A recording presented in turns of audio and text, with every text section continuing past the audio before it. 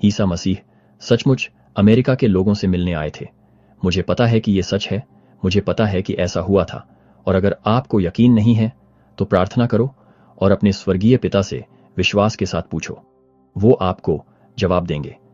ये गवाही आपको पवित्र आत्मा के जरिए मिलेगी और आपको पता चल जाएगा जैसे मुझे पता है। ये गवाही आपके दिल को ईसा मसीह के पूरे सुसमाचार की पुनर्स्थापना के लिए खोल देगी, जो आधुनिक भविष्यवक्ताओं के माध्यम से, मॉर्मन की पुस्तक के माध्यम से और उनके पुरोहितत्व के अधिकार के माध्यम से हुई है, जिसे हमारे समय में फिर से स्थापित किया गया है। तीसरे नफी अध्याय 11 में बहुतायत की भूमि में मंदिर में एक बड़ी भीड़ जमा हुई थी। वे नहीं जानते थे कि पुनर्जीवित उद्धारकर्ता स्वर्ग से उतरने वाला है और एक एक करके लोगों की सेवा करने वाला है। जैसे ही लोग उन चमत्कारों से हैरान थे जो हुए थे, उन्होंने ईसा मसीह से जुड़ी घटनाओं के बारे में बात की, जिनके बारे में भविष्यवक्ताओं ने भविष्यवाणी की थी कि वे आएंगे। जैसे ही लोग बात कर रहे थे, अचानक उन्होंने स्वर्ग से एक आवाज सुनी। पहले तो उन्हें समझ नहीं आया, लेकिन आवाज फिर से धीरे और शक्तिशाली रूप से उनके दिलों में उतर गई। तीसरी बार उन्होंने आवाज को समझा, जिसमें कहा गया था, यह मेरा प्रिय पुत्र है जिससे मैं प्रसन्न हूं, जिसमें मैंने अपने नाम की महिमा की है, उसकी सुनो। समझने पर उन्होंने ऊपर देखा और एक आदमी को सफेद वस्त्र पहने स्वर्ग से उतरते हुए देखा। वह नीचे आया और उनके बीच खड़ा हो गया।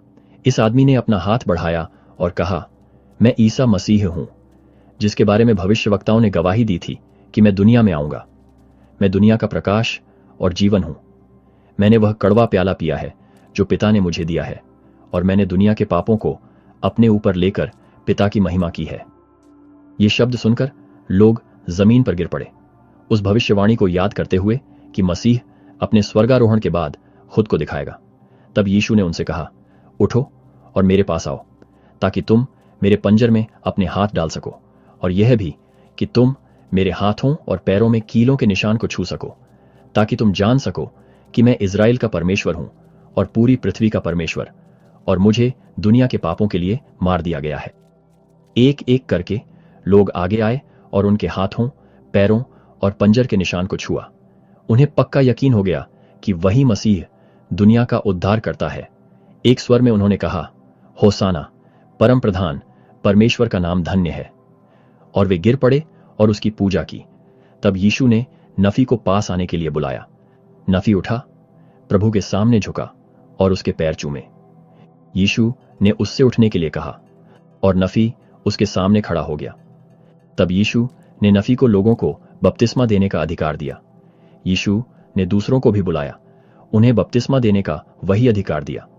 उसने बपतिस्मा देने का सही तरीका बताया, तुम पानी में उतरोगे और मेरे नाम से बपतिस्मा दोगे।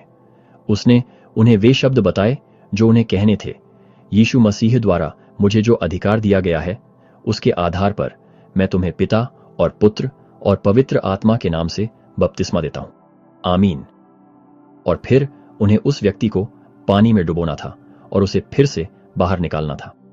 यीशु ने सिखाया कि पिता, पुत्र और पवित्र आत्मा उद्देश्य, गवाही और महिमा में एक हैं। वे परमेश्वर के बच्चों के उद्धार के लिए मिलकर काम करते हैं।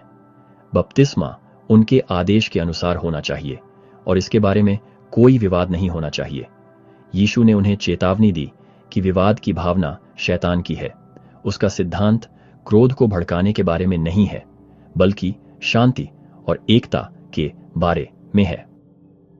उसका सिद्धांत सरल है, पश्चाताप करो, मुझ पर विश्वास करो और बपतिस्मा लो और तुम बच जाओगे।